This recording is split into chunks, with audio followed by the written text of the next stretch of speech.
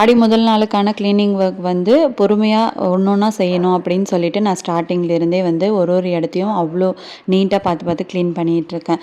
இப்போ வந்து பார்த்திங்கன்னா இன்றைக்கி எனக்கு க்ளீன் பண்ணும்போது அவ்வளோ சிம்பிளாக இருந்துச்சு. ஏன்னா வந்து நான் முன்னாடியே பிளான் பண்ணி ஒரு சில விஷயங்கள் எல்லாத்தையுமே க்ளீன் பண்ணி வச்சதுனால. இந்த இடத்துல வந்து ரொம்பவே தூசி இருந்துச்சு. அதாவது அந்த தோரணம்லாம் நம்ம மாட்டியிருந்தோம் இல்லையா? ஸோ அடுத்த நாள் ஆடி முதல் நாளுக்காக நம்ம என்ன பண்ண போகிறோம் அப்படின்னா, அங்கே வேப்பில தோரணம் வந்து கட்ட போகிறோம். ஸோ 1 வீக் வந்து அது அப்படியே இருக்கும். அதுக்கப்புறமா காஞ்ச பிறகு அடுத்த வாரம் அதே மாதிரி வந்து நான் மாட்டலாம் அப்படின்னு சொல்லியிருக்கேன்.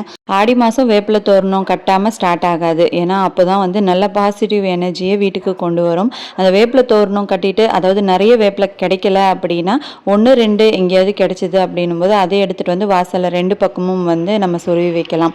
அவ்வளோ ஒரு பாசிட்டிவ் வைப்ரேஷனை கொடுக்கும். பூஜை ரூம் என்ட்ரன்ஸ், அதுக்கப்புறமா உப்பு ஜாடி, அடுத்து வந்து கிச்சனில் அந்த வாலில் இந்த இடத்துல எல்லாத்துலேயுமே வந்து மஞ்சள் குங்குமம் வச்சாச்சு. ஏன்னா அப்போ தான் பார்க்குறதுக்கு அவ்வளோ மங்களகரமாக இருக்கும். இந்த இடம்லாம் வந்து நமக்கு முக்கியமான இடங்கள். அடுப்பு மேலே மஞ்சள் வச்சு கோலம் போட்டுக்கிட்டேன். அதுக்கப்புறம் பார்த்தீங்கன்னா என்ட்ரன்ஸ்லேயுமே மஞ்சள் குங்குமம் வச்சுட்டேன். அடுத்த வீடியோவில் ஆடி மாதம் முதல் நாள் பூஜையை பார்க்கலாம். தேங்க்யூ.